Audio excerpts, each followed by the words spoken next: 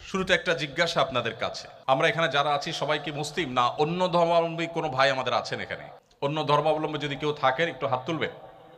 আছেন? नबी का लब पर जो जिक्र है बे मिसाल आया कमाल आया। नबी का लब पर जो जिक्र है बे मिसाल आया कमाल। শুরুতে একটা জিজ্ঞাসা আপনাদের কাছে, আমরা এখানে যারা আছি সবাই কি মুসলিম, না অন্য ধর্মাবলম্বী কোনো ভাই আমাদের আছেন? এখানে অন্য ধর্মাবলম্বী যদি কেউ থাকেন একটু হাত তুলবে। আছেন? ভাইয়ের কি নাম? কেউ কি আমাকে হেল্প করবেন ভাইয়ের নামটা জানার ব্যাপারে? সবুজ কুমার দাস। সবুজ কুমার দাস, জি। ধন্যবাদ ভাই সবুজকে, আপনাকে থ্যাংক ইউ সো মাচ। আপনি আমাদের এই আয়োজনে সামিল হয়েছেন। আপনি বসুন, আসন গ্রহণ করুন। সিরাত চর্চা আপনার আইডেন্টিটি আপনাকে ঠিক করে দিবে, আপনার স্রষ্টার সাথে আপনার সৃষ্টি হিসাবে আপনার একটা সম্পর্ক গড়ে তুলবে। তাতে কি হবে? আপনার ডিপ্রেশন আসবে না। তা আপনি একজন তরুণ হিসেবে প্রতিকূলতার ঠেলে আপনি যদি সাফল্যের শেখরে পৌঁছতে চান, তাহলে মুহাম্মদ সাল্লাল্লাহু আলাইহি ওয়াসাল্লামের সিরাত আপনাকে পাঠ করতে হবে। জাতিকে, বিশ্ব মানবতাকে ঐক্যবদ্ধ করার কাজ করতে চান, আপনি যে কোনো সেক্টরে ঐক্য এবং সম্প্রীতির বন্ধন তৈরি করতে চান, মুহাম্মদ সাল্লাল্লাহু আলাইহি ওয়াসাল্লামকে আপনাকে চর্চা করতে হবে। কারণ সবচেয়ে বেশি বাধা মাথায় নিয়ে তিনি পৃথিবীতে জন্মগ্রহণ করেছেন। সবচেয়ে বড় বড় বাধাগুলোকে ঠেলে ঠেলে তিনি তার গন্তব্যে, তার লক্ষ্য পানে তিনি এগিয়ে গেছেন এবং খুব অল্প সময়ের মধ্যে তিনি তার মিশনকে সবচেয়ে শক্তিশালীভাবে সফল করেছেন, সার্থক করেছেন। অতএব আজকের তারুণ্য যদি সফল হতে চায়, সার্থক হতে চায়, চ্যালেঞ্জ মোকাবেলা করতে চায়, যদি সাফল্যের পদচুম্বন তারা করতে চায়, তাহলে মুহাম্মদ সাল্লাল্লাহু আলাইহি সাল্লামের সিরাত চর্চার কোনো বিকল্প তাদের সামনে আর কোনো থাকতে পারে না। সিরাত হলো আমাদের প্রিয় নবী সাল্লাল্লাহু আলাইহি সাল্লামের জীবনধারা, তার চরিত্র এবং আচরণের পূর্ণাঙ্গ বর্ণনা, এটাকে বলা হয় সিরাত। এক কথায় বললে আপনি বলতে পারেন নবী করিম সাল্লাল্লাহু আলাইহি সাল্লামের জীবন ইতিহাস, তার জীবন চরিত্র, তার জীবন চরিত্রের যে কোনো দিকই হোক না কেন, তার সবগুলোই সিরাতের অন্তর্ভুক্ত। তারুণ্যের সাথে, তরুণদের সাথে সিরাতের একটা গভীর সম্পর্ক আছে। সিরাত চর্চা আমাদের তরুণদের কোন কোন ভাবে সমৃদ্ধ করতে পারে, কিভাবে বলিষ্ঠ করতে পারে, সে বিষয়ে আমরা কথা বলবো ইনশাআল্লাহ। কিন্তু তার আগে আমরা জানি যে সিরাতের সাথে তারুণ্যের সম্পর্কের জায়গাটা আসলে কোথায়। প্রথমত আপনারা হলেন সেই বীর পুরুষেরা যারা এদেশের বুকে থাকা জগদ্দল পাথর সরাবার দুঃসাহস করেছেন এবং সাফল্য আমাদেরকে দেখিয়েছেন। আপনারা সেই জেনজি প্রজন্ম, আপনারা এই দেশের ভবিষ্যৎ, মুসলিম মিল্লাতের ভবিষ্যৎ। আপনাদের চেতনা এবং কর্ম এটাই এই জাতির মূল চালিকা শক্তি। এই জাতির গন্তব্য কোথায়, এই জাতি কোথায় গিয়ে থামবে, কতদূর যাবে, সেটি আমরা দেখতে পারি আপনাদের চেহারা থেকে। আমাদের তারুণ্যের দিকে তাকালে আমরা আঁচ করতে পারি, অনুভব করতে পারি যে আমাদের গন্তব্য কোথায়, আমরা কোন দিকে যাচ্ছি। যেহেতু তরুণরাই সমাজের ভবিষ্যৎ, অতএব প্রিয় নবী সাল্লাল্লাহু আলাইহি সাল্লামের জীবন চরিত্র, তার সিরাত, এটা সবচেয়ে বেশি প্রাসঙ্গিক, সবচেয়ে বেশি প্রয়োজন তরুণদের জন্য। দ্বিতীয়ত, প্রতিকূল পরিবেশে, সবচেয়ে প্রতিকূল পরিবেশে, সবচেয়ে স্বল্পতম সময়ে নিজের মিশনকে সবচেয়ে বলিষ্ঠভাবে, শক্তিশালীভাবে বাস্তবায়ন করবার দৃষ্টান্ত স্থাপন করেছেন যেই সর্বকালের সর্বশ্রেষ্ঠ মহামানব, সেই হযরত মুহাম্মদ সাল্লাল্লাহু আলাইহি ওয়াসাল্লাম তরুণদের জন্য তার জীবনে সবচেয়ে বেশি প্রাসঙ্গিক এজন্য যে তরুণদের সামনে বহুবিধ চ্যালেঞ্জ আছে, বহুবিধ বাধা আছে। তাদের স্বপ্নকে স্পর্শ করতে গিয়ে যে সমস্ত বাধা তাদের সামনে আসে, সেগুলোকে অতিক্রম করবার যে দীক্ষা মুহাম্মদ সাল্লাল্লাহু আলাইহি সাল্লামের জীবনীতে আছে, মানব ইতিহাসের অন্য কোন মনীষীর জীবনীতে আপনি সেটি পাবেন না। কারণ সবচেয়ে বেশি বাধা মাথায় নিয়ে তিনি পৃথিবীতে জন্মগ্রহণ করেছেন। সবচেয়ে বড় বড় বাধাগুলোকে ঠেলে ঠেলে তিনি তার গন্তব্যে, তার লক্ষ্য পানে তিনি এগিয়ে গেছেন এবং খুব অল্প সময়ের মধ্যে তিনি তার মিশনকে সবচেয়ে শক্তিশালীভাবে সফল করেছেন, সার্থক করেছেন। অতএব আজকের তারুণ্য যদি সফল হতে চায়, সার্থক হতে চায়, চ্যালেঞ্জ মোকাবেলা করতে চায়, যদি সাফল্যের পদচুম্বন তারা করতে চায়, তাহলে মুহাম্মদ সাল্লাল্লাহু আলাইহি সাল্লামের সিরাত চর্চার কোনো বিকল্প তাদের সামনে আর কোনো থাকতে পারে না। এছাড়া কেন সিরাত আমাদের তরুণদের জন্য খুব বেশি প্রাসঙ্গিক, এর সর্বশেষ যে কারণটি উল্লেখ করতে চাই তা হলো আমাদের প্রিয় নবী সাল্লাল্লাহু আলাইহি ওয়াসাল্লামের যে সভা ছিল, তার যে মজলিস ছিল, তার যে একান্ত কাছের মানুষগুলো ছিলেন, যাদের মাধ্যমে তিনি দ্বীনকে, তাওহীদকে পৃথিবীতে প্রতিষ্ঠিত করেছেন, যাদের মাধ্যমে একের পর এক বাধার প্রাচীর তিনি ডিঙ্গিয়েছেন, সেই মানুষগুলোর মধ্যে যেমন সিনিয়ররা ছিলেন তেমন তরুণরা ছিলেন। যেমন বয়স্কদের অভিজ্ঞতা ছিল, তেমনি তারুণ্যের চঞ্চলতা ছিল। এই দুটিকে তিনি যেভাবে সমন্বয় করেছেন, অপূর্ব সমন্বয় ছিল তার জীবনীতে। এটি পৃথিবীতে অনেক মনীষী জীবনে আপনি খুঁজে পাবেন না। আপনি দেখবেন মুহাম্মদ সাল্লাল্লাহু আলাইহি সাল্লামের সভায় তার পরামর্শকদের মধ্যে যেমন আবু বকর, ওমরের মতো প্রাজ্ঞ, পণ্ডিত, অভিজ্ঞ মানুষেরা ছিলেন, ঠিক একই সময় আলী, আব্দুল্লাহ ইবনে ওমর, আব্দুল্লাহ ইবনে আব্বাস, আব্দুল্লাহ ইবনে মাসউদ, মুসআব ইবনে উমাইর রিদওয়ানুল্লাহি তাআলা আজমাইন এর মতো টগবগে তরুণ এবং যুবকদের দিয়ে নবী সাল্লাল্লাহু আলাইহি সাল্লামের পরামর্শের যে সভা, সেই পরামর্শক পরিষদ এটি গঠিত হয়েছে এবং এটাকে তিনি সামনে রেখে আমল নিয়ে তারপর অগ্রসর হয়েছে। তার কাছে সিনিয়রদের যেরকম গুরুত্ব ছিল, তারুণদের স্পেশাল গুরুত্ব ছিল। কিরকম স্পেশাল গুরুত্ব? আপনারা যারা হাদিস চর্চা করেছেন, নবী করিম সাল্লাল্লাহু আলাইহি সাল্লামের হাদিস বিভিন্ন সময় আপনারা শুনেছেন, তার হাদিসে আপনি দেখবেন মাঝে মধ্যে তিনি ইয়া মা'শারাশ শাবাব এই বাক্যটা ব্যবহার করেছেন। ইয়া মা'শারাশ শাবাব, ইয়া মা'শারাশ শাবাবের অর্থ হলো হে তরুণ সম্প্রদায়, হে যুবকেরা। নবী করিম সাল্লাল্লাহু আলাইহি সাল্লাম কখনো কখনো নারীদের সম্বোধন করে বলেছেন ইয়া মা'শারান নিসা, হে নারীগণ। আর কখনো কখনো তিনি আলাদা করে তরুণদেরকে ডেকে ডেকে বলেছেন, সম্বোধন করেছেন, অ্যাড্রেস করেছেন ইয়া মা'শারাশ শাবাব, হে তরুণেরা। নবী করিম সাল্লাল্লাহু আলাইহি সাল্লামের জীবনে তরুণরা ছাড়া অন্য কোনো বয়সের মানুষদেরকে আলাদা করে অ্যাড্রেস করে কথা বলতে আমরা হাদিসের কোথাও দেখি না। এবং শুধুমাত্র একবার নয়, বরং নবী সাল্লাল্লাহু আলাইহি সাল্লামের জীবনে বারবার এই ঘটনা ঘটেছে যে তিনি তরুণদেরকে আলাদা করে অ্যাড্রেস করেছেন। এখান থেকে বোঝা যায় যে প্রিয় নবী সাল্লাল্লাহু আলাইহি সাল্লামের কাছে আপনারা অর্থাৎ তরুণরা খুবই গুরুত্বপূর্ণ ছিলেন এবং তরুণদেরকে তিনি আলাদা করে অ্যাড্রেস করতে ভালোবাসতেন, পছন্দ করতেন এবং তরুণরাই তার মিশনকে সাকসেস করতে সবচেয়ে বেশি যারা ভূমিকা রেখেছে তাদের মধ্যে অগ্রগণ্য ছিল, অগ্রগামী ছিল। এই জন্য আজকের তারুণ্যের জন্য সেই মুহাম্মদ সাল্লাল্লাহু আলাইহি সাল্লামের সিরাত এটা চর্চা করা অত্যন্ত প্রাসঙ্গিক, অত্যন্ত প্রয়োজনীয়। সম্মানিত উপস্থিতি, সিরাত চর্চা আমাদের তরুণদের কি কি বেনিফিট এনে দিতে পারে, কি সুবিধা এনে দিতে পারে, আমাদেরকে কি কি সার্থকতা এনে দিতে পারে। নাম্বার 1, আজকের মুসলমান নামধারী যে তরুণ আমরা আছি, যুব সম্প্রদায় আমরা আছি, বেশিরভাগ আমাদের তরুণদের দিকে তাকালে তাদের জীবনের কোনো লক্ষ্য, কোনো উদ্দেশ্য আছে বলে মনে হয় না। বিশেষ করে তাদের কাউকে আদর্শবাদী মুসলমান বলে মনে করতে আমাদের বেশ কষ্ট হয়।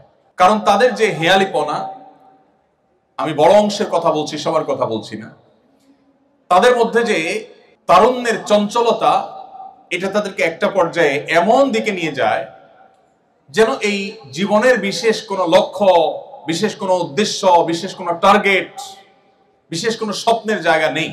এই জন্য আত্মপরিচয়হীনতা দূর করা এবং আদর্শ ভিত্তিক ব্যক্তিত্ব গঠন করবার জন্য সিরাত চর্চা খুবই গুরুত্বপূর্ণ। পৃথিবীতে অনেক মনীষীর জীবনী আপনি পড়তে পারেন। অনেক বড় বড় মনীষীরা পৃথিবীতে এসেছেন এবং মানবতার জন্য অনেক অবদান রেখেছেন। পৃথিবীর ইতিহাসে আগত একমাত্র নবী রাসূলগণই সেই মনীষী যারা আমাদের জীবনের লক্ষ্য, আমাদের উদ্দেশ্য এবং আমাদের আত্মপরিচয়, আমাদের আইডেন্টিটি, আমাদের স্রষ্টার সাথে আমাদের সম্পর্ক এবং মেলবন্ধন এবং কানেকশন এটা করে দিয়েছেন শুধুমাত্র নবী রাসূলগণ। মানব ইতিহাসের অনেক বড় বড় মনীষীদের অনেক বড় বড় অবদানের কথা আপনি আলোচনা করতে পারবেন, কিন্তু আপনার জীবনের লক্ষ্য কি, আপনার জীবনের উদ্দেশ্য কি, এই প্রশ্নের উত্তর পৃথিবীতে অন্য কোনো মনীষীরা দিতে পারেন নাই। শুধুমাত্র আল্লাহর প্রেরিত নবী এবং রাসূলরাই দিয়েছেন, কারণ স্বয়ং সৃষ্টিকর্তা তাদেরকে প্রেরণ করেছেন, যাকে সৃষ্টিকর্তা তাদের মাধ্যমে বার্তা দিয়েছেন। এবং নবী সাল্লাল্লাহু আলাইহি ওয়াসাল্লাম কোরআন কারীমের আয়াতের মাধ্যমে আমাদেরকে জানিয়েছেন, আল্লাহ বলেছেন, ওয়ামা খালাকতুল জিন্না ওয়াল ইনসা ইল্লা লিয়াবুদুন, আমি জিন এবং মানুষকে সৃষ্টি করেছি শুধু আমার ইবাদত করবার জন্য। আমরা এই পৃথিবীতে এসেছি, আমরা এখানে এসে পড়াশোনা করি, আমাদের ক্যারিয়ার ডেভেলপ করি, আমরা কেউ চাকরি করব, কেউ উদ্যোক্তা হব, কেউ ব্যবসা বাণিজ্য করব, এক একজন এক এক সেক্টরে কাজ করব। আমাদের এই কাজের লক্ষ্য বা উদ্দেশ্য, এটা শেষ পরিণতিটা কি? যদি বলেন যে আমি মানুষের জন্য কাজ করব, মানুষের সেবা করব, আপনি প্রকৌশল বিশ্ববিদ্যালয়ের স্টুডেন্ট হিসাবে পড়াশোনা করে আপনি ইঞ্জিনিয়ার হয়ে আপনি মানব জাতির জন্য কোন একটা সংকটের সমাধানের পথ আবিষ্কার করবেন, মানুষ উপকার করবেন, ভালো কথা। আপনি যা করতে চাইছেন, যদি আপনি সেটা করতে না পারেন, পৃথিবীতে মানুষ যা করতে চায় তার সবকিছু কি করতে পারে? আমরা যা চাই সবকিছু কি করতে পারি? আপনি যা করতে চেয়েছেন যদি সেটা করতে না পারেন, ধরা যাক আপনার স্বপ্ন ছিল আপনি পড়াশোনা করে আপনার ক্যারিয়ার ডেভেলপ করে আপনি মানব জাতির জন্য অনেক কিছু করবেন, কিন্তু আপনি হয়তো কিছু করতে পারলেন না। এই যে অনাকাঙ্ক্ষিত আনএক্সপেক্টেড সিচুয়েশনে তৈরি হয়েছে, আপনি কিছু করতে পারলেন না, এই জায়গাটায় আপনার সান্ত্বনার কোনো সূত্র আপনি খুঁজে পাবেন না। আপনি যদি আপনার সেকুলার দৃষ্টিভঙ্গি থেকে দেখেন, তাহলে আপনার একটা স্বপ্ন ছিল, স্বপ্নটা বাস্তবায়ন করতে পারলেন না, তাহলে আপনার এখন যাওয়ার কোনো জায়গা নেই। আপনি ও স্যাড বলা ছাড়া, ডিপ্রেসড হওয়া ছাড়া আপনার কিছু করার নেই। এটা একজন মানুষের জীবনের কোনো কাঙ্ক্ষিত সমাপ্তি হতে পারে না। দুর্ভাগ্যজনক বাস্তবতা হলো, যারা মুহাম্মদ সাল্লাল্লাহু আলাইহি সাল্লাম সহ আল্লাহর পক্ষ থেকে প্রেরিত নবী রাসূলদের প্রতি ঈমান আনে না, বিশ্বাস করে না, তাদের জীবনে এরকম অনাকাঙ্ক্ষিত পরিসমাপ্তির সম্ভাবনা অনেক জোরালো। পক্ষান্তরে যারা মুসলমান, যারা মুহাম্মদ সাল্লাল্লাহু আলাইহি সাল্লামের প্রতি ঈমান এনেছে, তাদের সার্থকতা হলো মুহাম্মদ সাল্লাল্লাহু আলাইহি সাল্লাম তাদেরকে তাদের সৃষ্টিকর্তার সাথে পরিচয় করে দিয়েছে এবং এর ফলশ্রুতিতে আখিরাতের প্রতি বিশ্বাসী হয়েছে। একজন মানুষ দুনিয়াতে অনেক কিছু করতে চেয়েছেন, কিছুই করতে পারেন নাই, যদি তিনি মুসলমান হন তাহলে তার ডিপ্রেশনের কোনো কারণ নাই, তার দুশ্চিন্তার কোনো কারণ নাই, কারণ তিনি যদি ভালো কিছু করবার সদিচ্ছা রাখেন এবং তার জন্য যথাযথ পদক্ষেপ নিয়ে থাকেন, তিনি যদি তার কাঙ্ক্ষিত কাজটি করতে নাও পারেন, আল্লাহ রাব্বুল আলামিন কিয়ামতের দিন তার সেই কাঙ্ক্ষিত কাজ করে যে পরিমাণ রিওয়ার্ড পাওয়ার কথা, পুরস্কার পাওয়ার কথা, তার সবটুকু আল্লাহ তাআলা তাকে বুঝিয়ে দিবেন। অতএব একজন মুসলমান তার জীবনে কখনো ডিপ্রেশন তাকে কখনো স্পর্শ করতে পারে না। আর এই কথাকেই কোরআন বলেছে, ওয়ালা ইয়াইআস মির রাউহিল্লাহি ইল্লাল কওমুল কাফিরুন, আল্লাহর রহমত থেকে নিরাশ হয়ে যাওয়া, আশাহত হয়ে যাওয়া, ডিপ্রেসড হয়ে যাওয়া, এটা আল্লাহর প্রতি অবিশ্বাসী ছাড়া কারোর জীবনে আসতে পারে না। বিশ্বাসী মানুষের জীবনে আসার কোনো স্কোপ নেই। কেন আপনি সিরাত চর্চা করবেন? কারণ সিরাত চর্চা আপনার আইডেন্টিটি আপনাকে ঠিক করে দিবে, আপনার স্রষ্টার সাথে আপনার সৃষ্টি হিসাবে আপনার একটা সম্পর্ক গড়ে তুলবে। তাতে কি হবে? আপনার ডিপ্রেশন আসবে না। আপনারা ছাত্র মানুষ, আপনার ইউনিভার্সিটি স্টুডেন্ট, স্কুল বা কলেজ বা স্কুল লাইফের দিকে ফিরে যান। আমাদের অনেক স্কুল স্টুডেন্ট আছেন যারা অনেক পড়াশোনা করেন, এসএসসিতে একটা ভালো ফলাফল করতে হবে তাকে, এইচএসসিতে একটা ভালো ফলাফল করতে হবে তাদের। এ ধরনের স্টুডেন্টদের জন্য আমাদের ডক্টর নাবিল ভাই অনেক কাজ করেন, মাশাআল্লাহ, অনেক চমৎকার চমৎকার তার দিক নির্দেশনা আছে, আমরা জানি আমাদের এই ধরনের স্টুডেন্টদের জন্য। তো স্টুডেন্টরা যখন খুব পড়াশোনা করে পরীক্ষার আগে, অনেক ছেলেপেলে আছে, অনেক ছেলেমেয়েরা আছে, তাদের পড়াশোনার অন্যতম লক্ষ্য থাকে একটা ভালো ফলাফল করা। আর ভালো ফলাফল কেন করতে চায়? তার প্রাথমিক লক্ষ্য, চূড়ান্ত লক্ষ্য তো ঠিক আছে, ভালো কলেজে ভালো ভার্সিটিতে চান্স পাবে, ভালো ক্যারিয়ার বিল্ড আপ করবে। প্রাইমারি একটা লক্ষ্য থাকে, সেটা হলো পাশের বাসার আন্টিকে একটু দেখায় দেওয়া। আছে না নাই? কেন পাশের বাসার আন্টিকে দেখাইতে হবে? কারণ আন্টি এসে সারাদিন মায়ের কাছে তার ছেলে মেয়ের গল্প শোনায়, এগুলো শুনতে আর ভালো লাগে না। এই জন্য মাজায় গামছা বেঁধে অনেক স্টুডেন্ট নেমে যায় যে এবার কিছু একটা করতে হবে, আন্টির মুখ বন্ধ করতে হবে, ভালো কিছু করতে হবে। আচ্ছা, আমার প্রশ্ন হলো, এই ছাত্র অনেক পড়াশোনা করেছে, অনেক কষ্ট করেছে, পরীক্ষা দিয়েছে, আনফরচুনেটলি সে যা চেয়েছে সেই ফলাফল সে পায়নি, অর্থাৎ পাশাপাশি আন্টিকে আর দেখা দেওয়া গেল না। এই ছেলের, এই শিক্ষার্থীর যাওয়ার জায়গাটা কোথায় আমাকে বলেন? কোনো যাওয়ার জায়গা আছে? তা দেখাতে পারে নাই তো, আবার কবে কোন পরীক্ষা আসবে সেটাতে দেখাবে, এছাড়া তার আর কোনো যাওয়ার জায়গা নেই। তখন সে কি হয়ে যায়? ডিপ্রেসড হয়ে যায়, সে দুশ্চিন্তার মধ্যে পড়ে যায়, মন খারাপ করে এবং কখনো কখনো আত্মহত্যার পথে পর্যন্ত চলে যায়। এবার আসুন আমরা আরেকটা চিত্র দেখি।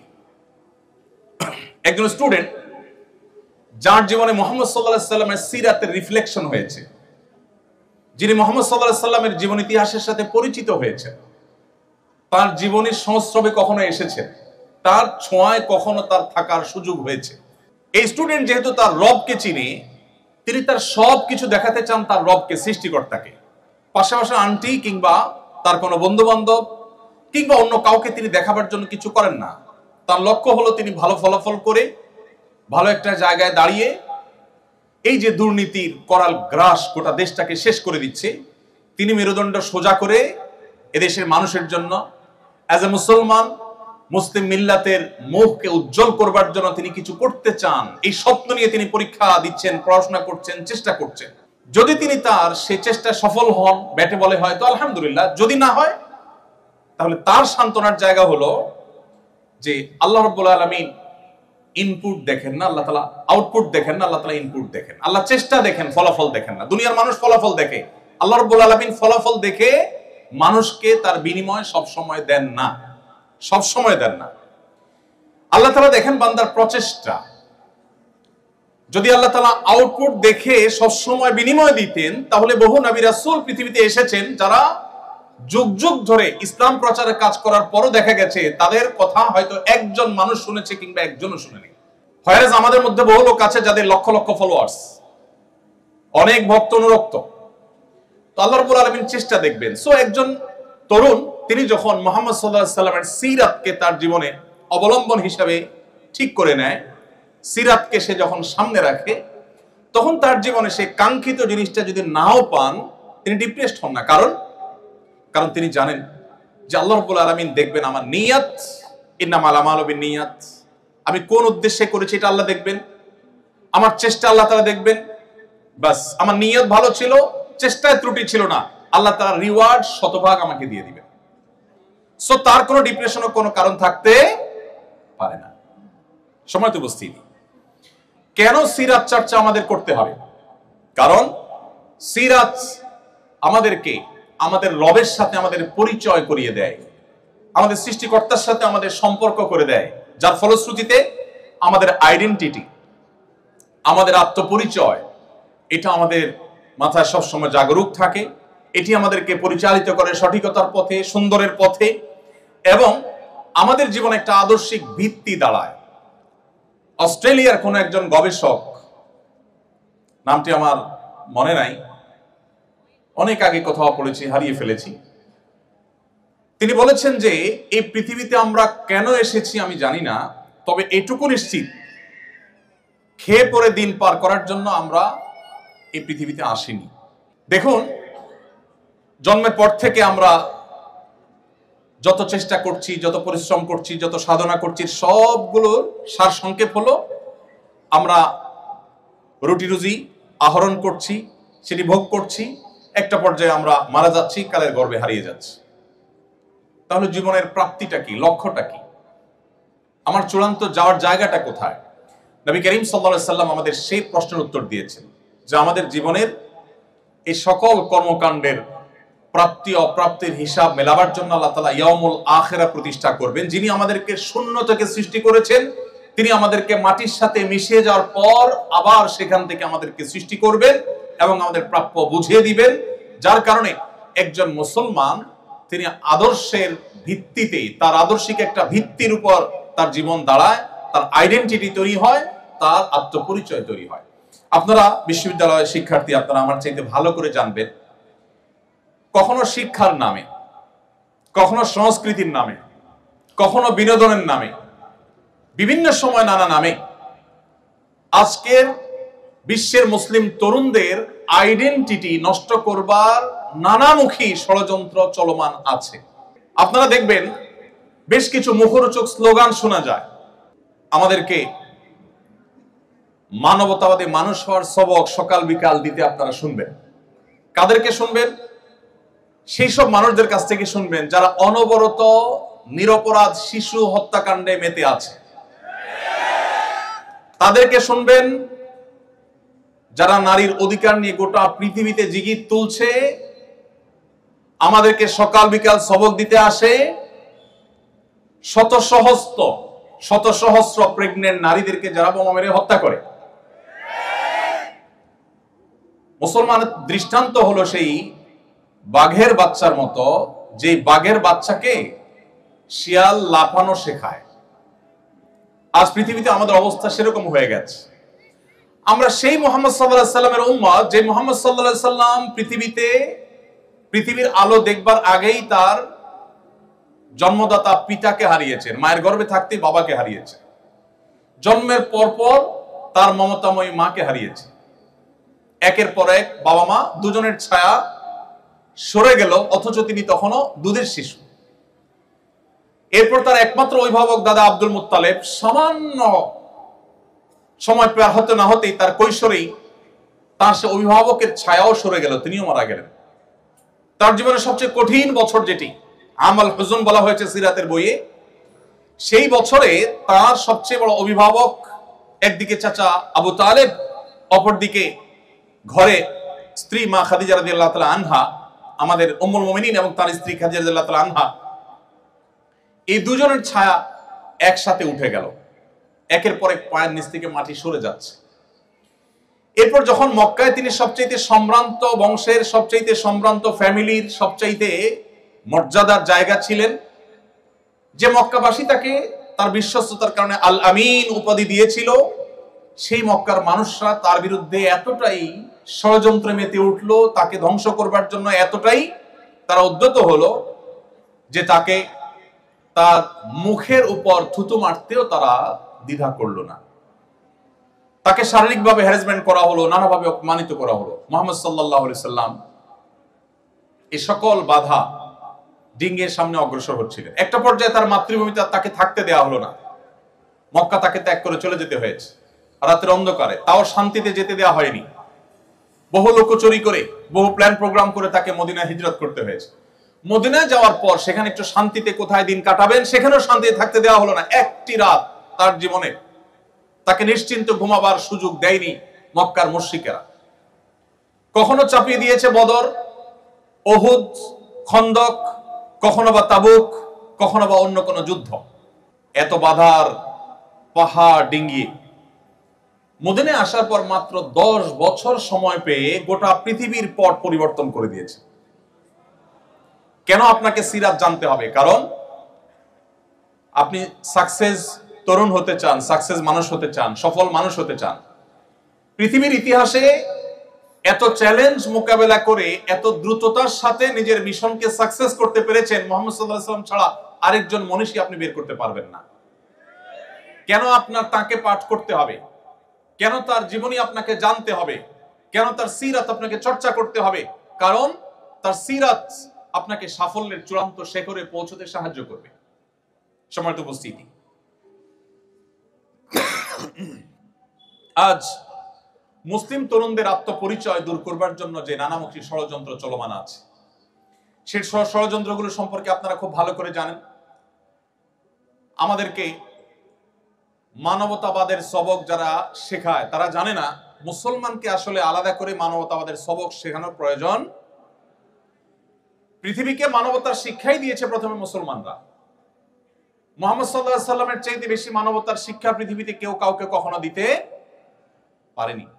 মুহাম্মদ সাল্লাল্লাহু আলাইহি সাল্লাম সেই মানুষ যার শুধু মানবতার বিষয়ে শত সহস্র আলোচনা করে তার মানবিক দিকটাকে পরিপূর্ণভাবে তুলে ধরা আমাদের দ্বারা সম্ভব নয়, আমরা সেদিকে যাচ্ছি না।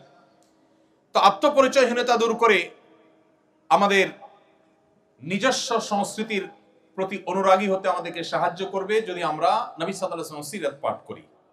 নাম্বার 2, আপনারা সবাই তরুণ, অনেকে আছেন যে বাবা মার যথেষ্ট অর্থ সম্পদ আছে, পারিবারিক ভিত্তি যথেষ্ট স্ট্রং এবং মজবুত। এত সত্ত্বেও আমাদের সামনে যে পথ চলা, সেই পথ চলা কি সব সময় মসৃণ হয়, না কখনো কখনো কণ্টকাকীর্ণ হতে পারে? মসৃণ থাকবে সবসময় আমাদের জীবনে পথ চলা?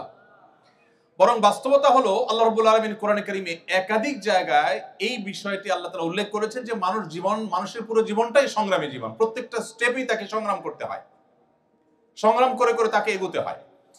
তো আপনি একজন তরুণ হিসেবে প্রতিকূলতা ঠেলে আপনি যদি সাফল্যের শিখরে পৌঁছতে চান, তাহলে মুহাম্মদ সাল্লাল্লাহু আলাইহি ওয়াসাল্লামের সিরাত আপনাকে পাঠ করতে হবে, তাহলে আপনাকে সিরাত চর্চা করতে হবে। কারণ কিভাবে চরম বিপদেও ধৈর্য ধারণ করতে হয়, অত্যন্ত প্রত্যয়ী এবং দৃঢ়পদ থাকতে হয়, এটা মুহাম্মদ সাল্লাল্লাহু আলাইহি ওয়াসাল্লামের জীবনের প্রতিটি পৃষ্ঠায় পৃষ্ঠায়, প্রতিটি পাতায় পাতায় আপনি পাবেন।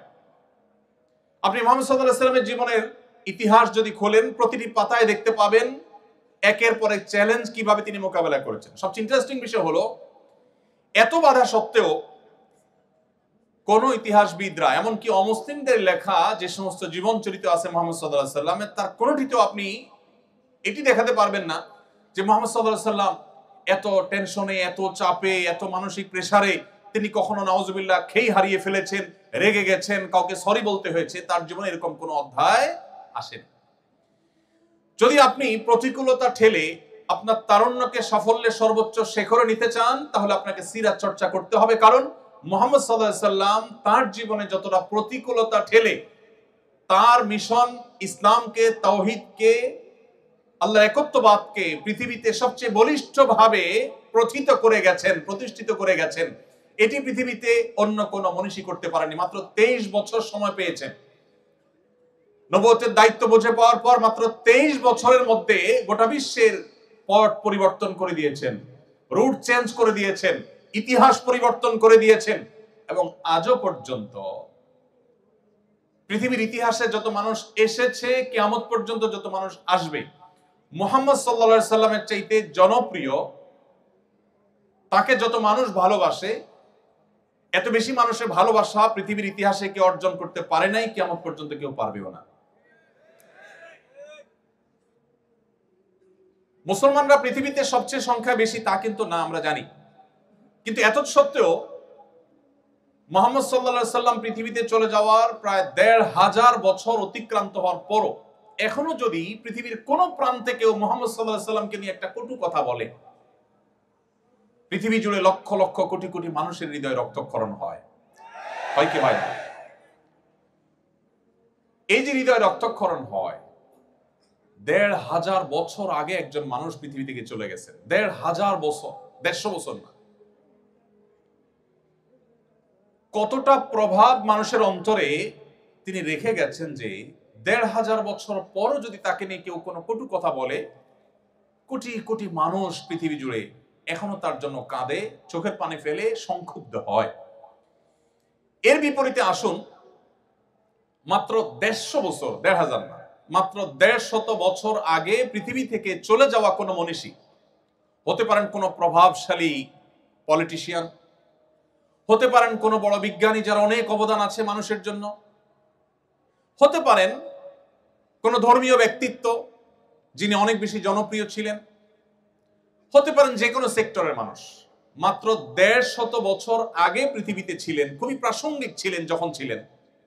তিনি চলে যাওয়ার পর এখন যদি গুলিস্তানের মোড়ে দাঁড়িয়ে কেউ তার ১৪ গোষ্ঠীর নামের তালিকা ধরে ধরে গালিগালাজ করে বা নিন্দামন্দ করে, খারাপ বা কটু কথা বলে, আপনি আশপাশে মাথা ঘুরিয়ে তাকালে দেখতে পাবেন কারোর কোনো ভাবলেশ নেই, কারোর কোনো ভাবনা নেই, কারোর কোনো মাথা ব্যথা নেই।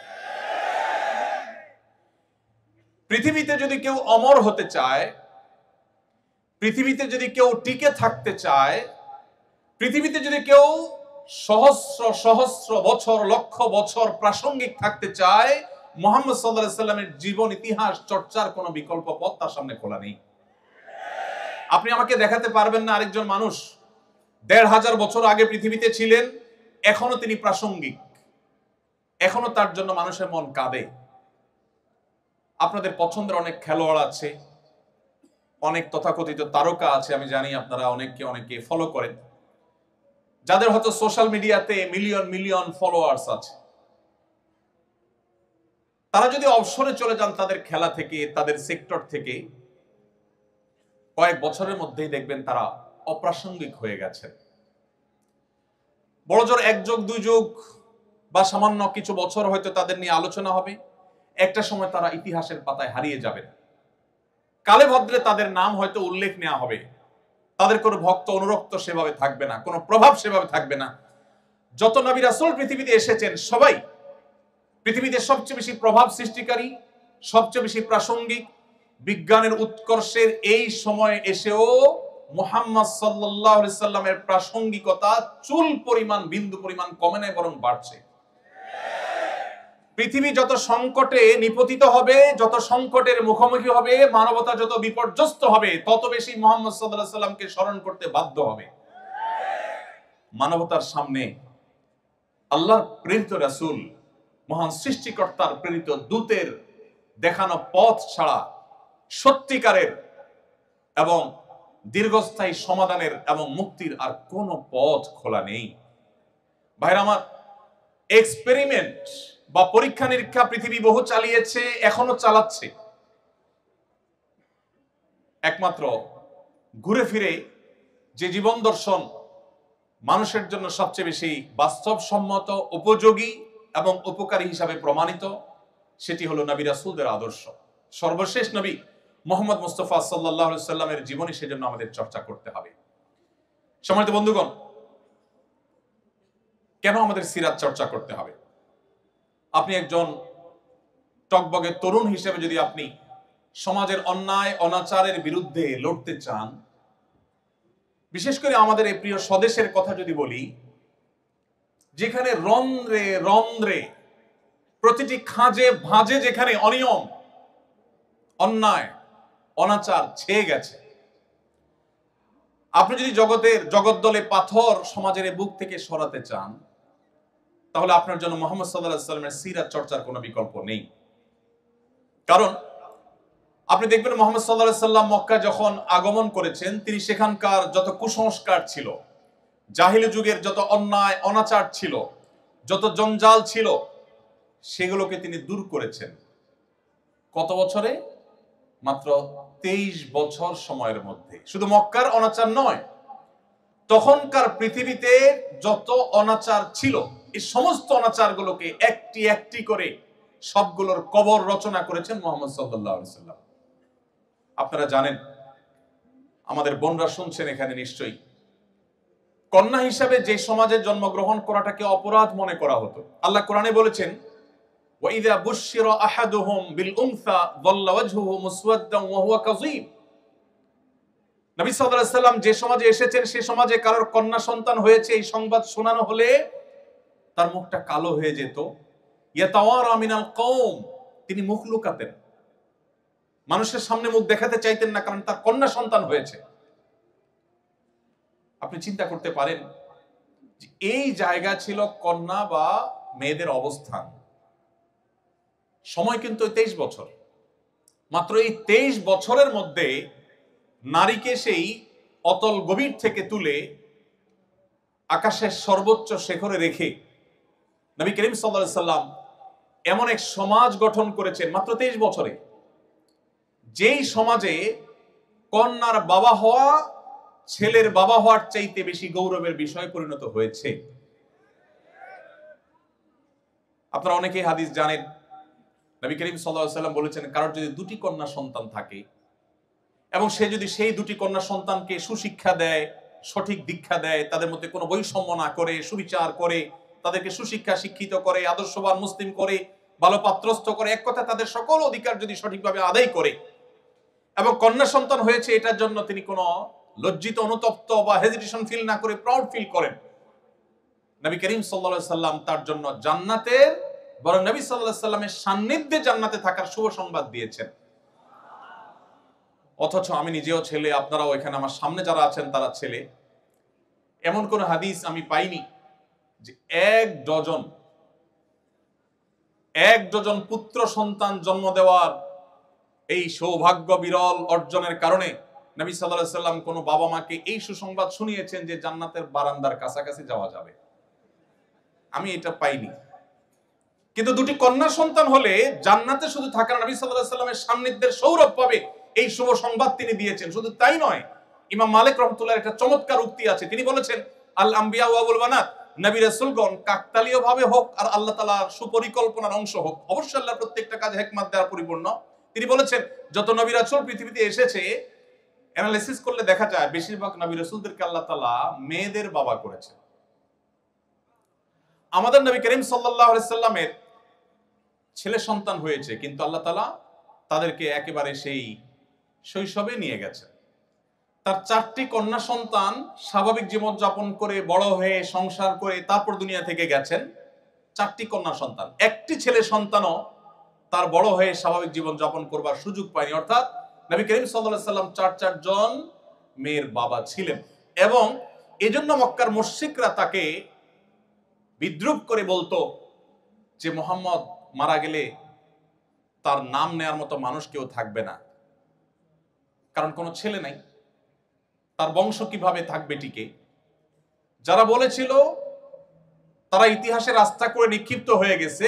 মুহাম্মদ সাল্লাল্লাহু আলাইহি সাল্লামের নামে নামকরণ করা পৃথিবীর যে কোনো দেশে, যে কোনো সমাজে, বিশেষ করে যেখানেই মুসলমান আছে সেখানে আপনি দেখবেন, এমনকি ইংল্যান্ডের সন্তানদের নামকরণের ক্ষেত্রে দেখা গেছে যে প্রায় বছরই সবচেয়ে বেশি সংখ্যক সন্তান বা শিশুদের নাম রাখা হয় মোহাম্মদ নামে। যারা মনে করেছিল মুহাম্মদ সাল্লাল্লাহু আলাইহি সাল্লামের ছেলে সন্তান না থাকলে তিনি হারিয়ে যাবেন, তারা হারিয়ে গেছে। মুহাম্মদ সাল্লাল্লাহু আলাইহি সাল্লাম পৃথিবীতে এখনো প্রাসঙ্গিক আছেন।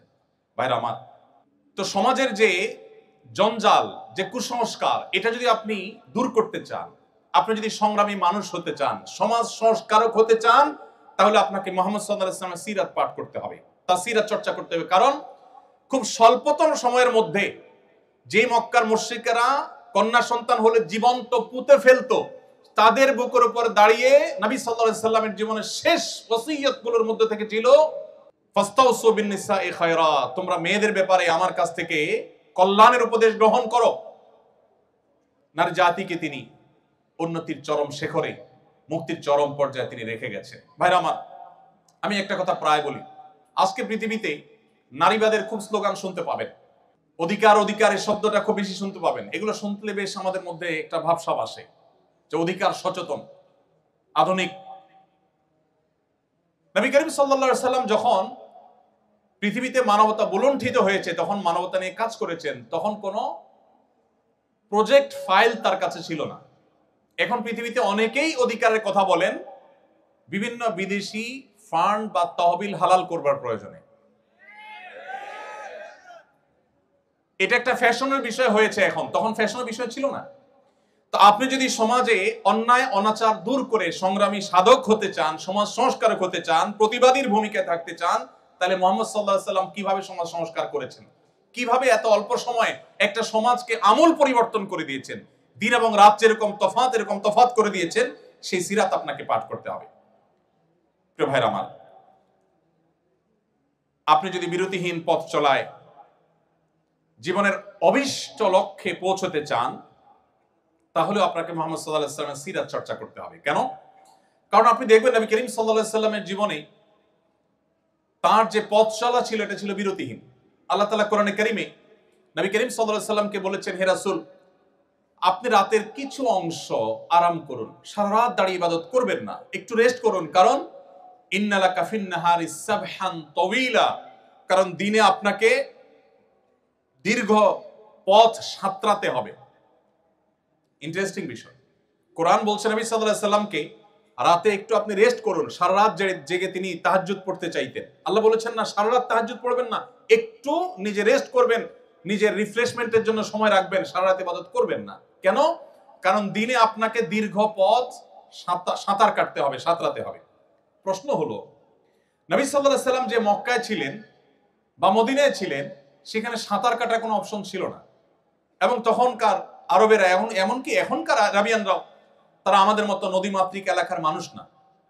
তাদের সাঁতার কাটা বেশিরভাগ মানুষই জানে না বললেই চলে।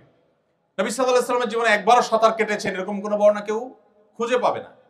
তাহলে আল্লাহ তাআলা বলতে পারতেন যে আপনাকে দীর্ঘ পথ অতিক্রম করতে হবে, পাড়ি দিতে হবে, হাঁটতে হবে, চলতে হবে, তা না বলে আল্লাহ তাআলা সাঁতার কাটার কথা কেন বললেন?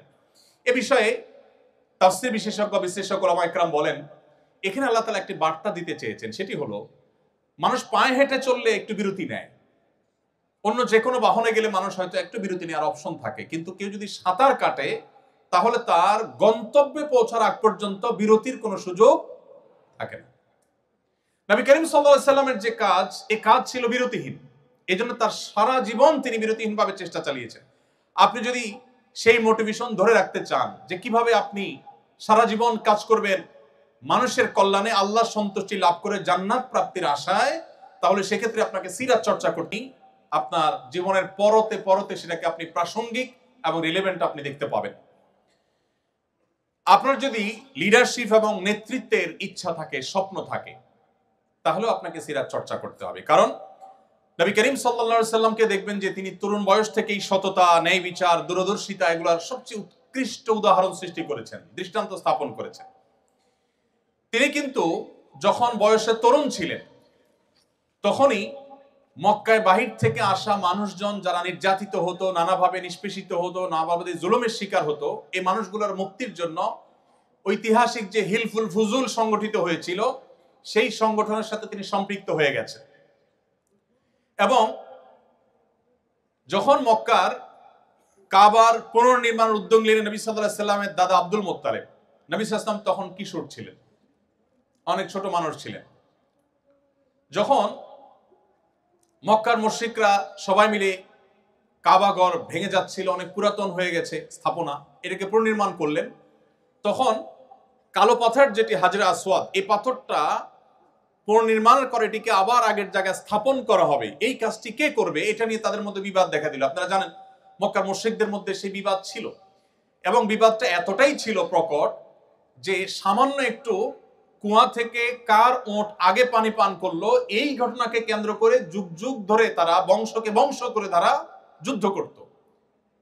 সেই জাতি, অবোধ জাতি, তারা এই পাথর রাখা নিয়ে বিবাদে লিপ্ত হলো, কোনোভাবে মীমাংসা করতে পারলো না। মুহাম্মদ সাল্লাল্লাহু আলাইহি সাল্লামের অভিনব এক কৌশলের মাধ্যমে তার সে অল্প বয়সে তিনি সেই সমস্যার সমাধান করেছেন। লিডারশিপ, নেতৃত্ব দেওয়ার যোগ্যতা, সমাজে মীমাংসা করবার যোগ্যতা, সমাজকে সংকট থেকে উত্তরণের যোগ্যতা তার সেই কৈশোর থেকে তার জীবনে ছিল। আপনি যদি সিরাত গ্রন্থ পড়েন, এরকম প্রতিটি পৃষ্ঠায় পৃষ্ঠায় আপনি এটি দেখতে পাবেন। নবী করিম সাল্লাল্লাহু আলাইহি সাল্লামকে দেখবেন সিদ্ধান্ত গ্রহণে বুদ্ধিমত্তা। শুধুমাত্র হিজরতের সময় মক্কা থেকে তিনি যে মদিনায় চলে যাচ্ছিলেন রাতের অন্ধকারে, যে স্টেপগুলো তিনি অবলম্বন করেছেন, এগুলোর এক একটা নিয়ে বহু পিএইচডি হতে পারে, বহু গবেষণা হতে পারে, হয়েছেও। নবী করিম সাল্লাল্লাহু আলাইহি সাল্লামের যে প্ল্যান ছিল আপনি দেখবেন, তিনি মক্কা থেকে হিজরত করে মদিনায় যাবেন কাউকে বলেননি, কাছের লোকজনকেও বলেননি। মক্কার সমস্ত মুশরিকদের সবগুলো চোখ তার দিকে, কখন তিনি বের হয় তারা আঁচ করতে পেরেছে যে তিনি যাবেন, কিন্তু তাদের সবার সে চেষ্টাকে ব্যর্থ করে দিয়ে তিনি সাকসেস হয়েছেন, তিনি চলে গেছেন, তার সন্ধান তারা পায়নি। প্ল্যান কি ছিল? দীর্ঘ আলোচনা, আমি সেদিকে খুব বেশি দীর্ঘ আলোচনা যাব না। আপনি যদি লক্ষ্য করেন দেখবেন তিনি যাওয়ার আগে সংবাদ সবার কাছ থেকে তিনি আড়ালে রেখেছেন, কাউকে বলেননি, কাছের লোক পরিবার লোকদেরকেও বলেননি তিনি কখন যাচ্ছেন। যেই বিছানায় তিনি শায়িত ছিলেন, আলী রাদিয়াল্লাহু তাআলা আনহুকে ডেকে এনে ওই বিছানায় শুইয়ে দিলেন, দিয়ে তারপর তিনি চলে গেলেন, যাতে করে তাকে যারা ডিপ মনিটরিং করছে, তখনকার যুগে তো আর বিদ্যুতের আলো ছিল না, এই আলো আধারিতে কেউ একজন বিছানায় শোয়া আছে এটা দেখে তারা যেন ধোকায় পড়ে যায়, তারা যেন মনে করে যে মুহাম্মদ সাল্লাল্লাহু আলাইহি ওয়াসাল্লাম মনে বিছানায় শোয়া আছেন। এই জন্য আলী রাদিয়াল্লাহু তাআলা আনহুকে রাতের গভীরে এনে তার বিছানায় শুইয়ে দিয়ে তিনি বাসা থেকে বের হয়েছে। তিনি জানতেন যে একটানা মদিনায় তিনি যেতে পারবেন না, তাকে ধাওয়া করা হবে। তিনি পথে একটা স্টেপ নিলেন গারে সৌরে।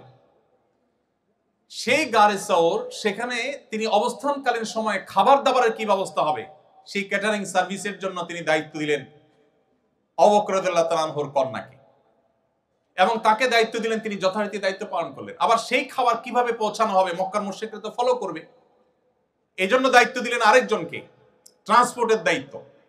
যাকে ট্রান্সপোর্টের দায়িত্ব দেওয়া হলো তাকে পরিকল্পনা বুঝায় দেওয়া হলো, তিনি ছাগলের রাখাল নিয়ে যিনি খাবার যাবেন তার পেছন থেকে ছাগলের রাখাল নিয়ে একজন যাবেন, যাতে করে তার যে পদচিহ্নগুলো আছে এগুলো ছাগল পায়ে হেঁটে মারিয়ে সেটাকে মিশিয়ে ফেলে। মক্কার মুশরিকরা যাতে আঁচ করতে না পারে পায়ে হেঁটে কোথায় গিয়েছে, গাড়ি চোরটা ঠিক কোন জায়গায় যেন ধরতে না পারে। এরপরে সেখানে মক্কার মুশরিকদের গতিবিধি জানার জন্য সংবাদদাতা হিসাবে, মিডিয়া হিসাবে আলাদা ডিপার্টমেন্টকে দায়িত্ব দিলেন, তারা সেই সংবাদ তাকে পৌঁছাতে নিয়মিত। এভাবে একটি একটি করে শুধুমাত্র তার হিজরতের প্ল্যান পরিকল্পনা যদি আমরা শুনি তো আমরা অবাক হয়ে যাব যে আজকাল পৃথিবীতে বহু ট্রেনিং, বহু গবেষণা, বহু পড়াশোনা, বহু স্টাডি, বহু উচ্চতর ডিগ্রি নিয়েও মানুষ যে সমস্ত প্ল্যান প্রোগ্রাম করতে পারে না, নবী সাল্লাল্লাহু আলাইহি ওয়াসাল্লাম জীবনে সেটি করেছেন। সবচেয়ে মজার বিষয় হলো তার 23 বছরের সামগ্রিক জীবনে একটি জায়গা আপনি খুঁজে বের করতে পারবেন না যে তিনি একটা স্টেপ নেওয়ার পরে বলেছেন ওহ সরি ভুল হয়ে গেছে, একটাও দেখাতে পারবেন না। গাইডেড বাই আল্লাহ সুবহানাহু ওয়া তাআলা। তো আপনি যদি লিডারশিপ চান, সিদ্ধান্ত গ্রহণের বুদ্ধিমত্তা চান, আপনাকে মুহাম্মদ সাল্লাল্লাহু আলাইহি ওয়াসাল্লামকে পাঠ করতে হবে।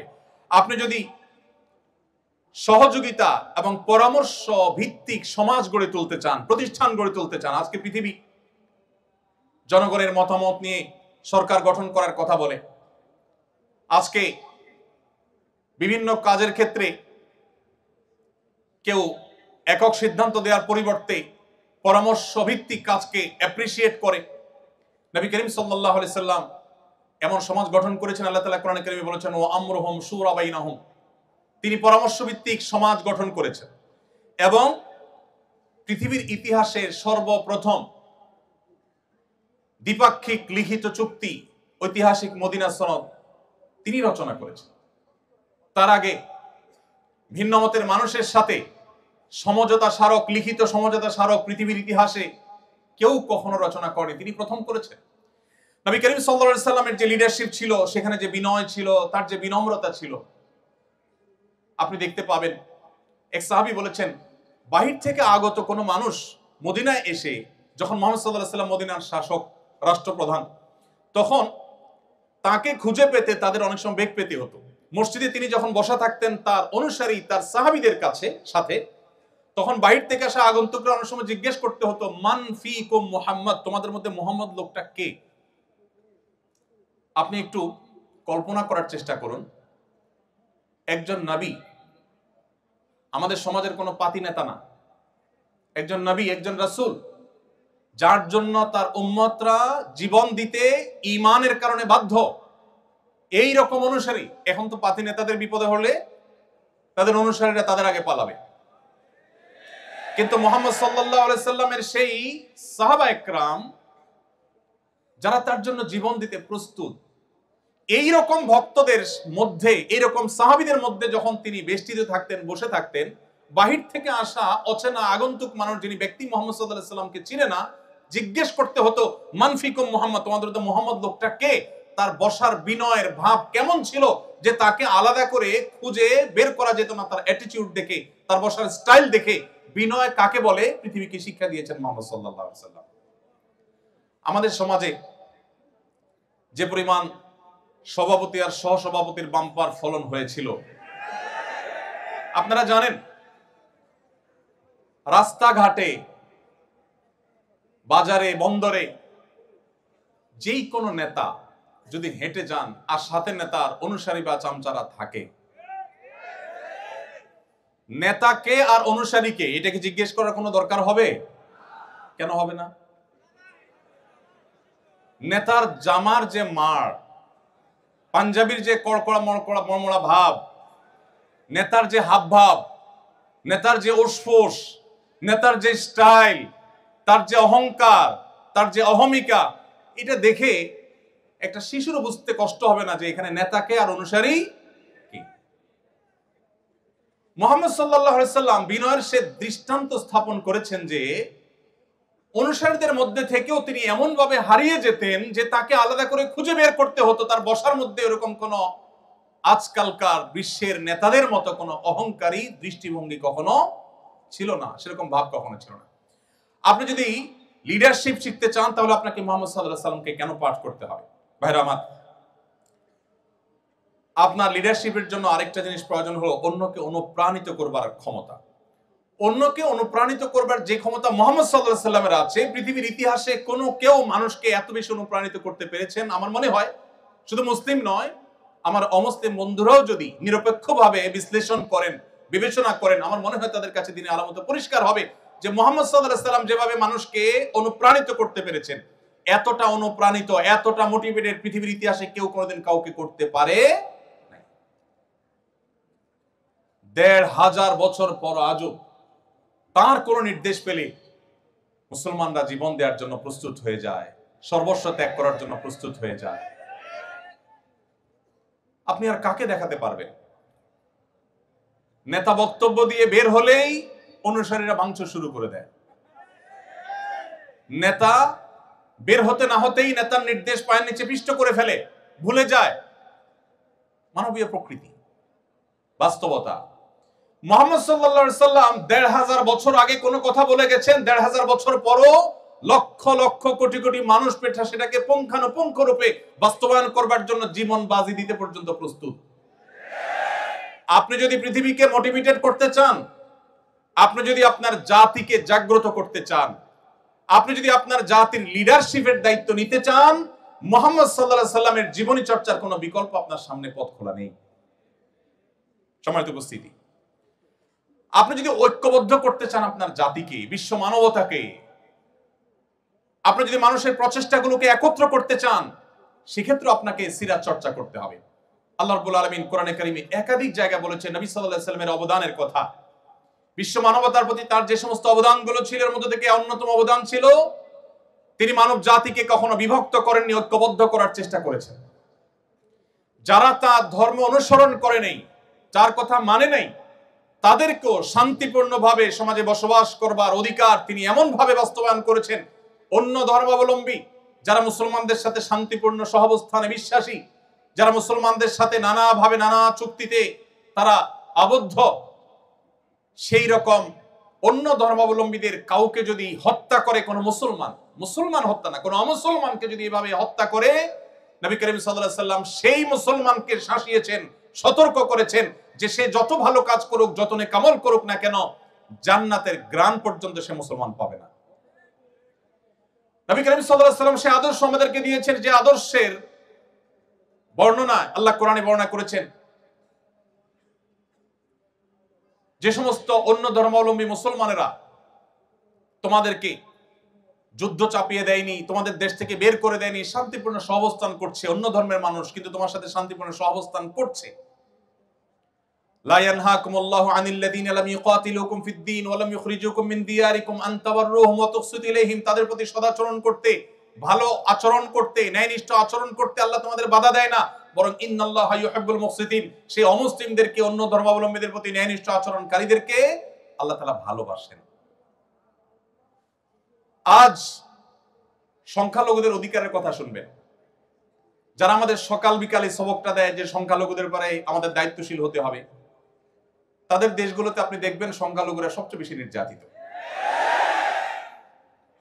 মুসলমানরা সব যে একেবারে পবিত্র দুধের দোয়া বা সবাই যে বলে উঠবে আমি তা বলছি না, কিন্তু ইসলাম সেই ধর্ম, যেই ধর্ম অন্য ধর্মাবলম্বী বা ভিন্ন মতের মানুষদেরও বেঁচে থাকা শুধু নয়, সম্মানজনকভাবে বেঁচে থাকা, তাদের অধিকার ব্যাপারে আমাদেরকে সতর্ক করেছে। এই জন্য আপনি দেখবেন মুহাম্মদ সাল্লাল্লাহু আলাইহি সাল্লামের শুধু আচরণের কারণে অজস্র অমুসলিমেরা ইসলামের ছায়া তুলে এসেছে। ভাইরা আমার, আপনি যদি আপনার জাতিকে ঐক্যবদ্ধ করতে চান, আমি আপনাকে অনুরোধ করব আপনি আউস এবং খাজরাজের ঐক্যবদ্ধ হওয়ার ইতিহাসটা কোরআন থেকে একটু পড়ে নেবেন। আল্লাহ রাব্বুল আলামিন কোরআনে সেটি উল্লেখ করেছেন যে আউস এবং খাজরাজ দুটি গোত্র মদিনার, তারা পরস্পরের মধ্যে যুদ্ধে লিপ্ত ছিল যুগ যুগ ধরে। বাবা মারা যাওয়ার সময় ছেলেকে ওসিয়ত করতো, বাপ আমার প্রতিপক্ষের সাথে যুদ্ধ শেষ করে যেতে পারলাম না, সমরে শেষ করে যেতে পারলাম না, ওসিয়ত করে যাচ্ছি যুদ্ধটা তুই চালায় যাস।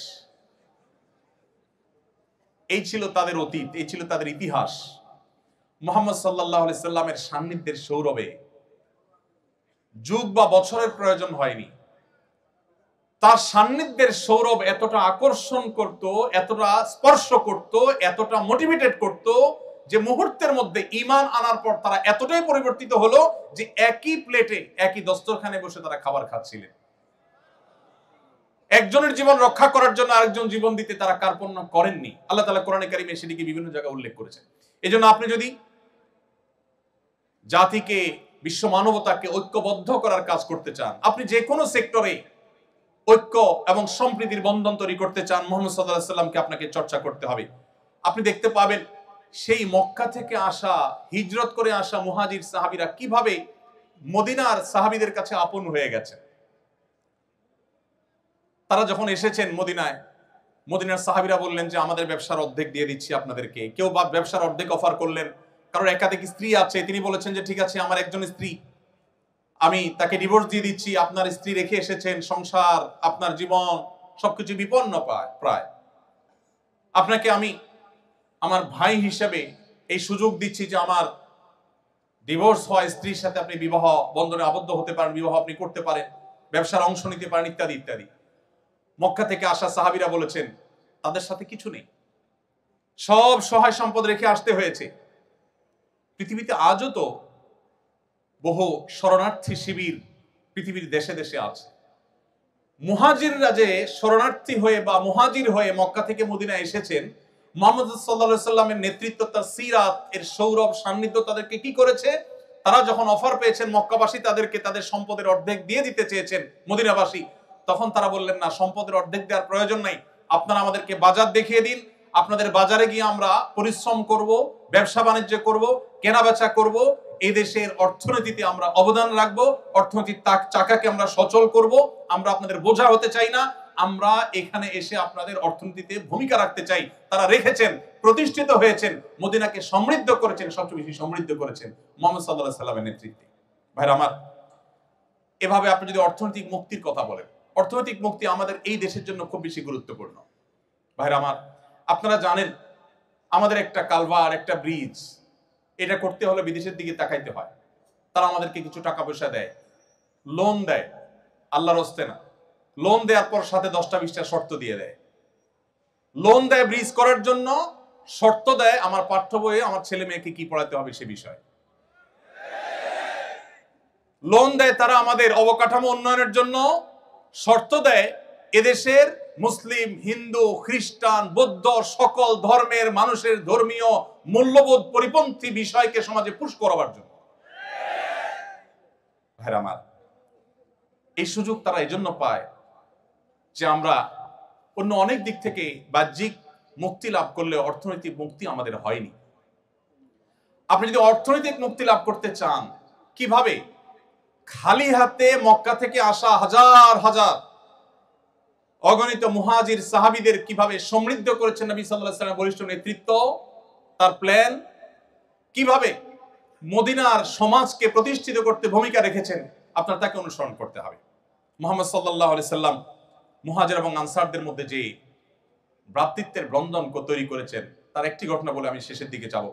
নবী করিম সাল্লাল্লাহু আলাইহি সাল্লাম একবার শুনতে পেলেন দুজন সাহাবী, একজন মুহাজির, একজন আনসার, একজন মদিনার মানুষ আর একজন মক্কা থেকে আসা মানুষ, কোন একটা বিষয় নিয়ে মানুষ হিসাবে বাদানুবাদ হয়েছে, পানি তোলা নিয়ে সম্ভবত বাদানুবাদ হয়েছে।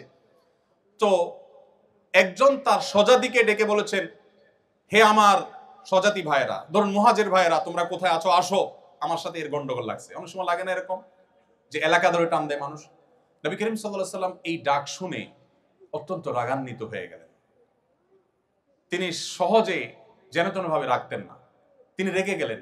এখন রাগান্বিত হয়ে তিনি তার স্বভাব সুলভ ভঙ্গিতে তিনি বললেন, দাউহা মালি আরা দাওয়াল জাহিলিয়া, ইসলাম পূর্ব জাহিলি বর্বর যুগের আরবদের যে গোত্রপ্রীতি, গোত্রভক্তি তাদেরকে অন্ধত্বে নিয়ে যেত এবং মারামারি কাটাকাটিতে লিপ্ত করত, সে ডাক আমি কেন শুনতে পেলাম? দাউহা ফাইন্নাহা মুনতিনা, তোমরা এই বিভেদের ডাক, বিচ্ছেদের ডাক, এটা পরিহার করো, এটা দুর্গন্ধযুক্ত, ঐক্যবদ্ধ থাকো। এরকম গোত্রভিত্তিক ডাক এবং অ্যাসোসিয়েশন করে পরস্পরের বিরুদ্ধে লেগে যাওয়া, নবী সাল্লাল্লাহু আলাইহি সাল্লাম সেটাকে অত্যন্ত চমৎকারভাবে দমন করেছেন এবং সম্প্রীতির যে উজ্জ্বল উদাহরণ তিনি স্থাপন করেছেন, পৃথিবীর ইতিহাস সেটি করে দেখাতে পারবেন। আপনি সাহাবীদের ইতিহাস যদি পড়েন, কিভাবে আউস খাজরাজ সহ আরো বহু আপনার বিবাদমান এবং মত পার্থক্যে থাকা জাতিগুলো কিভাবে ঐক্যবদ্ধ হয়েছে একটা প্রাচীরের মতো, মুহাম্মদ সাল্লাল্লাহু আলাইহি ওয়াসাল্লামের সিরাত আপনি চর্চা করে দেখতে পাবেন। সমস্ত সম্প্রদায়ের মধ্যে কিভাবে ন্যায্যতা প্রতিষ্ঠা করতে হয়, খোদ ইয়াহুদীদের সাথে চুক্তি করার পর তাদের প্রতি যেন কোনো অবিচার না হয়, তাদের প্রতি যেন কোনো জুলুম না হয়, তার সর্বোচ্চ চেষ্টা তিনি করেছেন এবং সফল তিনি হয়েছেন। নবী করিম সাল্লাল্লাহু আলাইহি সাল্লাম আখিরাত মুখী যে চিন্তা চেতনা, এটা তৈরি করার জন্য তিনি ভূমিকা রেখেছেন। এবং একজন মানুষ, একজন মুসলমানের জীবনে সবচেয়ে বড় সার্থকতা হলো তার এখানেই শেষ না, আসল জীবন তার সামনে আছে। সে ওই দৃষ্টিভঙ্গিকে সামনে রেখে যখন চলবে, তখন তার সেই পথ চলা হবে অনেক বলিষ্ঠ, অনেক শক্তিশালী। সে কখনো ডিপ্রেসড হবে না। কেন আখিরাতের বিশ্বাসটা যৌক্তিক? বিজ্ঞানের উৎকর্ষের এই যুগে আমাদের অনেকেরই মনে প্রশ্ন জাগে, আমরা মারা যাওয়ার পর আবার আল্লাহ তাআলা সৃষ্টি করবেন, আমাদের বিচার হবে, জান্নাত হবে বা জাহান্নাম হবে। কেন এটা অপরিহার্য? এটা এই জন্য অপরিহার্য, একজন মানুষের জীবনে যদি দুনিয়ায় সব শেষ হয়ে যায়, তাহলে তার জীবনের যৌক্তিক পরিসমাপ্তি কখনোই সম্ভবপর হবে না। কেন হবে না? ধরুন একজন মানুষ সারা জীবন জুলুমের শিকার হয়েছেন, হতে পারে না যে তিনি আদালতে গেছেন সেখানে ন্যায় বিচার পান নাই, সামহাও ন্যায় বিচার পান নাই, হয়তো তিনি নিজের বিষয়টা তুলে ধরতে পারেন নাই, যেভাবে হোক তিনি ন্যায় বিচার থেকে বঞ্চিত হয়েছে। এই লোকটা যদি মারা যান, তাহলে তার এই সমাপ্তি কাঙ্ক্ষিত সমাপ্তি না। কিন্তু একজন ইমানদার আখিরাতে বিশ্বাসী মানুষ, তিনি মনে করেন, তিনি জানেন, মনে প্রাণে বিশ্বাস করেন, দৃঢ় বিশ্বাস আছে যে তার এই মৃত্যুর পর আল্লাহর সামনে দাঁড়াতে হবে। দুনিয়ার কোথাও যদি তিনি সুবিচার না পান, কোনো টেনশন নাই, আল্লাহ তাআলা বিচার করবেনই করবেন। দুনিয়ার সব জায়গায় যদি ঠকে যান, তার টেনশনের কোনো কারণ নাই, তিনি শুধু সবকিছু সহ বুঝে পাবেন। দুনিয়ার সব জায়গায় তো নিগৃহীত থাকেন, আল্লাহর কাছে নিগৃহীত হবেন না। এই যে আখিরাতের প্রতি বিশ্বাসের যৌক্তিকতা, প্রয়োজনীয়তা, এটা মানুষের জীবনের যৌক্তিক পরিসমাপ্তি এবং এন্ডিং দিকে মানুষকে নিয়ে যায়। মুহাম্মদ সাল্লাল্লাহু আলাইহি ওয়াসাল্লামের সিরাত পাঠ করলে আপনি সেই যাত্রা এবং সেদিকে আপনি যেতে পারবেন। ভাইরা আমার, এর ফলশ্রুতিতে আপনার ইবাদত এবং কর্মের মধ্যে অপূর্ব সমন্বয় এবং ভারসাম্য আপনি সৃষ্টি করতে পারবেন। দায়িত্ববোধ এবং জবাবদিহিতার চেতনা তৈরি হবে। যে আল্লাহর প্রতি বিশ্বাস করে, আখিরাতের প্রতি বিশ্বাস করে, তার ভিতরে আখিরাতের প্রতি জবাবদিহিতার বোধ তাকে সবসময় মনিটরিং করে। সে কখনো ভুল পথে পরিচালিত হতে পারে না। আমরা নামধারী মুসলমান যারা আখিরাতের প্রতি বিশ্বাস দুর্বল, আমরা হয়তো একদিকে মুসলমান দাবি করছি, আবার অন্যায় অনাচারে লিপ্ত হচ্ছি। সত্যিকারের মুসলমান এবং আখিরাতে বিশ্বাসী হলে সে কখনো সে নিজের বিশ্বাসের পরিপন্থী কাজ করতে পারে না। এই জন্য নবী সাল্লাল্লাহু আলাইহি ওয়াসাল্লাম সিরাত, এটা কেন আমাদের জন্য আজ গুরুত্বপূর্ণ? কারণ সেটি আমাদের জীবনে জবাবদিহিতার চেতনাকে তৈরি করবে। আল্লাহর নিকট দাঁড়াতে হবে, জবাবদিহি করতে হবে। এই চেতনা যদি আমাদের মধ্যে জাগ্রত হয়, তাহলে পৃথিবীর কোনো মনিটরিং সিস্টেমের প্রয়োজন হবে না। প্রত্যেকটা মানুষ নিজেকে নিজে মনিটর করবেন। এবং হাজার উদাহরণ আছে যে আল্লাহর ভয়ে ভীত সন্ত্রস্ত হয়ে আল্লাহর সামনে দাঁড়াবার ভয়ে বহু অন্যায় কাজ মানুষ পরিহার করেছেন। মুসলমানদের মধ্যে কম বেশি আমরা এরকম বহু দৃষ্টান্ত আমরা খুঁজে পাবো। আমি উপসংহারে চলে আসি, রাত অনেক হয়েছে। নবী করিম সাল্লাল্লাহু আলাইহি সাল্লামের সিরাত, এটা আমাদের চর্চা করতে হবে, পাঠ করতে হবে। এমনকি যদি আমার কোনো অন্য ধর্মাবলম্বী বন্ধু থাকেন, তিনিও সত্যানুসন্ধানী হলে কিভাবে একজন মানুষ এত অল্প সময়ে তার মিশনকে সাকসেস করে গেছে, এত বাধা মাথায় নিয়ে এসে সবচেয়ে দ্রুততার সাথে সাফল্যের শেখরে পৌঁছেছেন কিভাবে, তার সম্পর্কে জানার কৌতূহল একজন মানুষ হিসেবে আপনার মধ্যে জাগা উচিত। আর মুসলমান হিসেবে, নবী সাল্লাল্লাহু আলাইহি সাল্লামের উম্মত হিসেবে আমাদের মধ্যে জাগা আরো বেশি কর্তব্য এবং গুরুত্বপূর্ণ। এজন্য আমি আজকের এই সেমিনারে আপনাদের প্রতি উদাত্ত আহ্বান রাখতে চাই। নবী করিম সাল্লাল্লাহু আলাইহি সাল্লামের সিরাত, তার জীবন চরিত শুরু থেকে শেষ পর্যন্ত, তার পৃথিবীতে আবির্ভাবের আগের বিশ্ব পরিস্থিতি থেকে নিয়ে পৃথিবীকে তিনি যেই জায়গায় রেখে গেছেন, এই পুরো সময়টুকুকে পাঠ বরং পুনর্পাঠ, বারবার পাঠ করার জন্য আমি উদাত্ত আহ্বান আপনাদেরকে রাখতে চাই। আত্মশুদ্ধি, উন্নত চরিত্র গঠন, সুন্দর সমাজ গঠন, আমাদের সার্বিক মুক্তি এবং আমাদের সার্বিক সাফল্যের জন্য সিরাত চর্চার কোনো বিকল্প পথ আমাদের সামনে খোলা নেই। আজও পৃথিবীতে যত মানুষ ইসলামের ছায়াতলে আসেন, তারা নবী করিম সাল্লাল্লাহু আলাইহি সাল্লামের সিরাত পাঠ করে মুগ্ধ হয়ে অথবা কোরআন পাঠ করে মুগ্ধ হয়ে তারা ইসলামের পথে আসেন। নবী করিম সাল্লাল্লাহু আলাইহি সাল্লামের জীবদ্দশায়ও যারা ইসলামের ছায়াতলে এসেছেন, আপনি তাদের জীবনী চর্চা করলে দেখবেন যে এক একজন নবী সাল্লাল্লাহু আলাইহি সাল্লামের চরিত্র মাধুর্য দেখে, তার জীবন ইতিহাসে মুগ্ধ হয়ে তারা ইসলামের ছায়াতলে এসেছেন। অতএব সিরাত চর্চা করার জন্য আপনাদেরকে আমি উদাত্ত আহ্বান করতে চাই। সিরাত চর্চার জন্য বছরে বা কালে ভদ্রে একটি বা দুটি সিরাত সেমিনার আয়োজন করা যথেষ্ট নয়। কমপক্ষে 3টি সিরাত গ্রন্থ আমি আপনাকে অনুরোধ করব আপনি কিনবেন এবং এটিকে পড়বেন, শুরু থেকে শেষ পর্যন্ত পড়বেন, সম্ভব হলে পাঠচক্র গ্রুপ স্টাডি করবেন এবং পরিবারের সদস্যদেরকে নিয়ে যদি পাঠ করতে পারেন সেটি আরো ভালো।